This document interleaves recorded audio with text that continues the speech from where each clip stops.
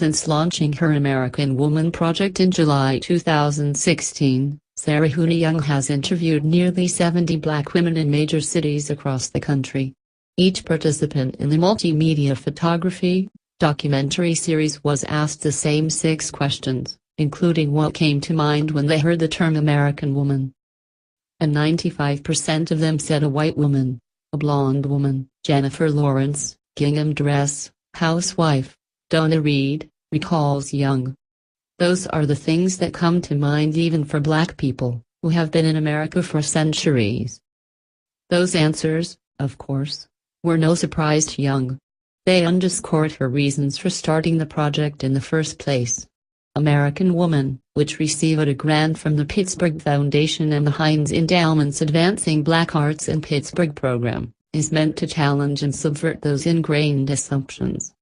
It's a project about visibility, but also, Young says, about Black women presented as art, and about taking up much-deserved space in majority-white art spaces. I wanted to start a dialogue, and I also wanted it to be very visual in that, well, what does America look like? Because all of these women are American.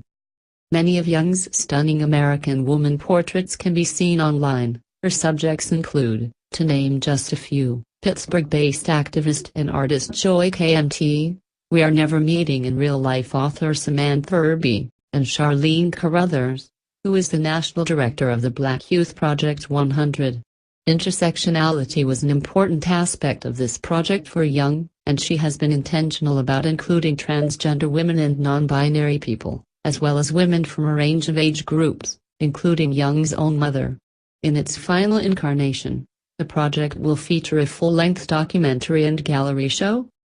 Now, however, the visibility of the project itself is being threatened. On January 3, CNN anchor Brooke Baldwin launched the conceptually and aesthetically similar series American Woman with Brooke Baldwin. Citing the Women's March and the #MeToo movement as inspiration, Baldwin interviewed various celebrity women, including Betty White, Pat Benatar and Ashley Graham, about their experiences as women in America. Baldwin's project features a wide age range, but aside from director Ava DuVernay and actress, writer Issa Rae, most of the women in a 8-part monthly series are white. After being alerted to the CNN project by a friend, Young quote-tweeted Baldwin's announcement, saying, "My series, American Woman, which features Black American women exclusively, has been out for about 18 months now." That was retweeted more than 300 times, and dozens of Young's supporters sent Baldwin and CNN tweets of their own.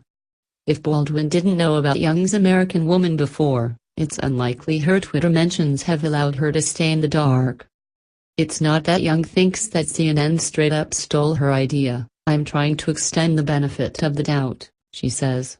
"My official position is that I don't think there was malicious intent. I don't believe that Brooke Baldwin sat down at her computer a year and a half ago, saw my project and said, 'I'm going to steal this.'"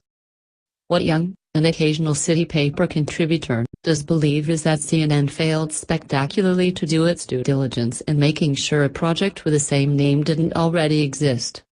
A little Googling would have brought up the project, which was featured, among other places, in The Root, in March 2017. Young, and, by extension, her project, was also featured on that website's annual Root 100 alongside Beyoncé, Colin Kaepernick, and Jessica Williams. Young says she did extensive research before launching the project in order to make sure nothing similar existed. Young believes that Baldwin's motives with the CNN project are genuine. It makes sense, Young notes, to profile women at this moment in history. But, in addition to creating a potentially expensive marketing issue for Young, preventing CNN's project from overshadowing her work will cost a lot of extra time and money. It also works against Young's goal of placing Black women in the spotlight. The differences aren't enough for Baldwin to think this would be a conflict, she says. And there is no doubt in my mind that the brand confusion will be a huge problem for me, not for CNN, because they're CNN. It buries my project completely. It really disrupts not only my marketing efforts but further opportunities that I wanted to take.